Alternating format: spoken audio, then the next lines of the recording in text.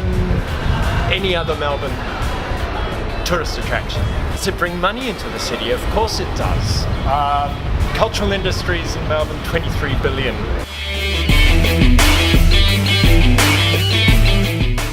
I've got a nice little tag there on the front picket fence. I actually came out one day to drive my car out, and there was 3 guys there with spray painting cans in the alleyway. I was like, what? What's going on here?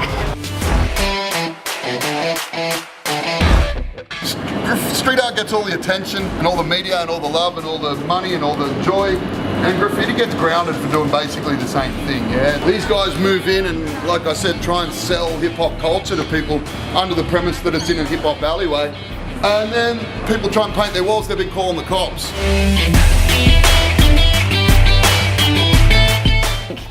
There's quite a diversity of street artists in Melbourne. I think we're lucky because City of Melbourne has allowed street artists to work in Melbourne as well.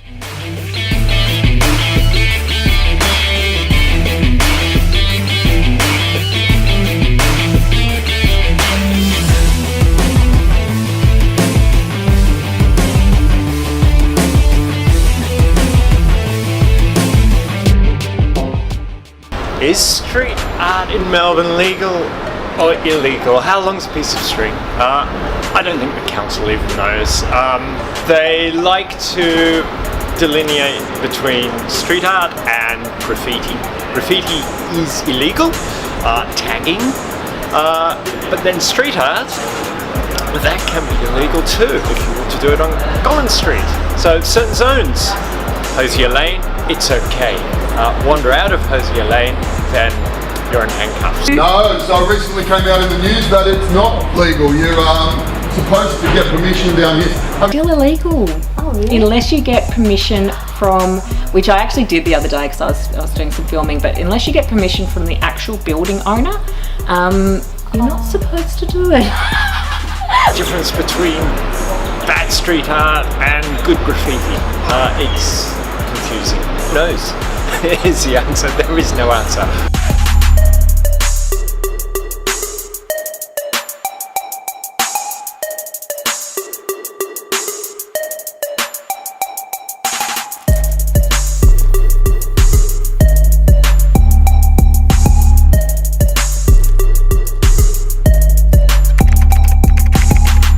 Protecting street art, protecting graffiti, its whole ethos is it's ephemeral. It's here today, it's gone tomorrow. Protecting it, then it becomes something opposite to what it's meant to be. Street art should be ephemeral, and like I said, that just creates this elitist bullshit where it's like, oh, one person's mark making is more culturally significant than another's, only because it's valuable with a financial price tag attached to it. No, I think no street art should be preserved or, you know, restored or saved or whatever. I think it's just all should be fair game. That's not the case though. Not what's going on in Melbourne anyway. But there are brush strokes here when this is obviously a stencil done with spray paint. So King of the Clouder did a stencil, somebody came down and did a tag over the top of it in blue. Then the council have come down, they've painted out as much of the blue tag as they could and got a paintbrush and repaired the stencil.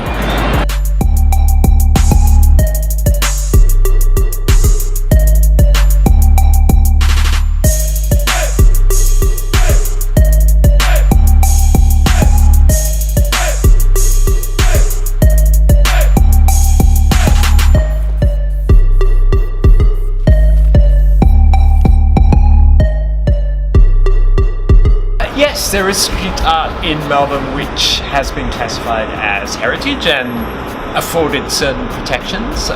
In Northcote, Koori artist, it's a representation of Koori history, of Koori marginalisation.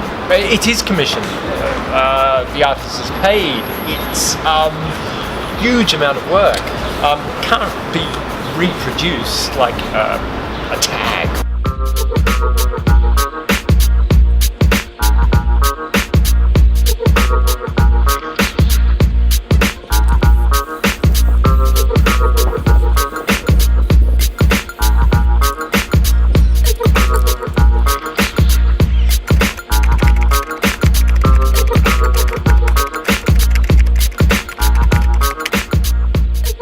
Lane has become too famous for its own good.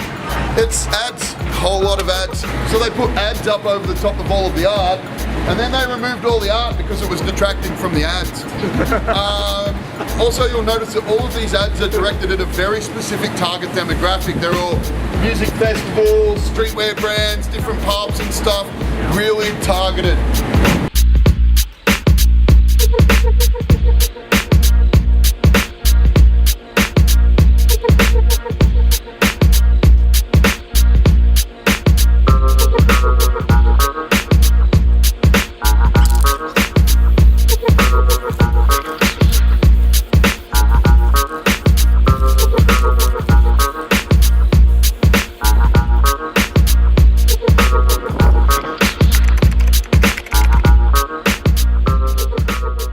One of the first pieces I did was a little girl posting a letter. She was called Going Postal, and she was in Hosier Lane, and that was actually the piece that I put up when I was taking my friends out. About a year later we had the marriage equality vote, and I changed the post box from red to a rainbow colour, just to remind people to go and post their postal vote, and only if they were yes votes. But it kind of grew some legs. The City of Melbourne posted it, and it got a lot of feedback, not all great. So it was the first time that I realised, I think, the power of maybe street art to send a message as well. It's not an authentic version of what's going on. You know, you're doing kitty cats, butterflies, puppy dogs, rainbows, they're going to leave it alone, but if you do something a little bit controversial, or heaven forbid a tag or something, they're going to paint over that. There's still some political elements, but I think a lot of it is more pretty pictures, and murals would be the dominant form of street art that I would see around the residential areas today.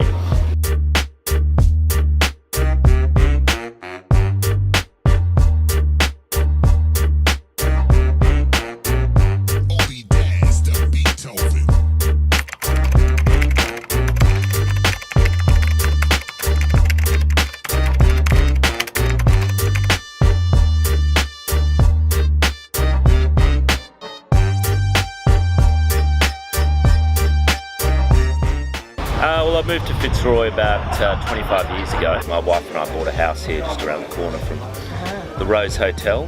When I first moved here, the sort of graffiti style tagging was still probably one of the most prevalent, forms of art that you'd see around, where just spray painted tags, or picture of balls or something, or some. Often it was there was a bit of language.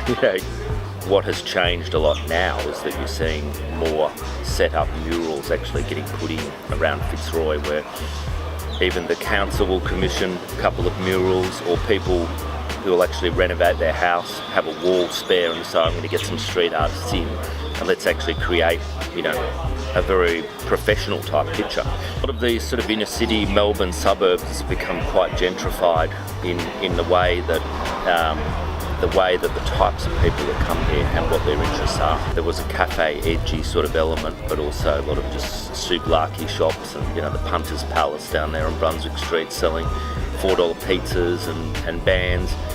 Now there's a French cheese import shop, and people come in and buy finer foods and imported wine. These house prices just keep going up and going up and going up, and it means that people get pushed further and further out of the city, and the people that made Melbourne such an interesting place no longer can afford to live here, and it's rapidly changing into a very different city quickly. 15-20 years ago, the council was even handing out removal of graffiti kits. It's amusing that this area has become one of the biggest sort of street art areas, and people were originally against street art. So that has completely changed now, and funnily enough, these sort of older family couples are now moving to this area because it does have that edge. They like the sort of artistic element, the bohemian sort of side, I guess, that Fitzroy's always had. It's become a desirable place for some of those sort of older, more conservative types to move into because of the street art.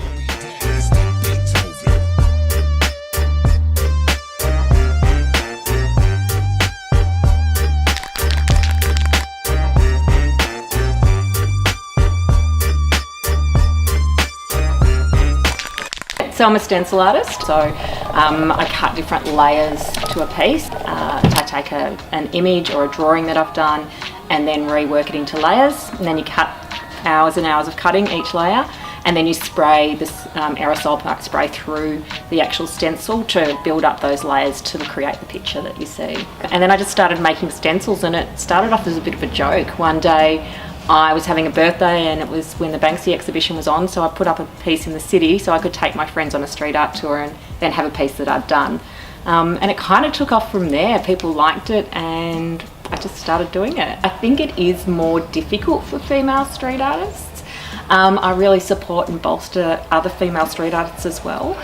But I think in Australia we're very lucky. We've got people like Tinky that's doing amazing little miniatures on the street, Gigi, who've just seen some of her work, female street artists that have become very, very internationally popular, like Dexter, Katie Caffeine. So we've had a huge amount of female street artists that have really, Debs, who's now in the US. There's a whole lot of inspirational street artists out there as well. Above me, can you see this guy? He's got like bottle top eyes and a tin can body and stick pads and stuff. I make all my work out of things that I find out on the ground. As I said, I wanted my work to be about something. I wanted to do something I feel passionate about. I do get kind of pissed off with the amount of garbage that we just take for granted these days. And I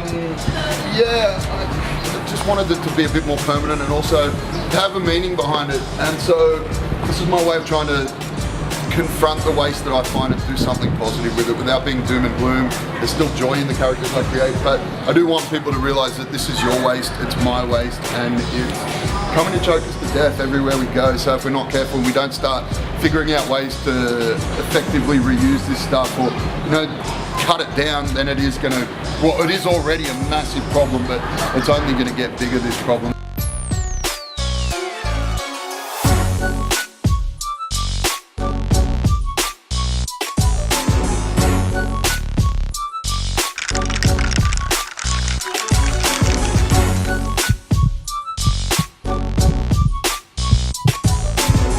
Digi Dames was here.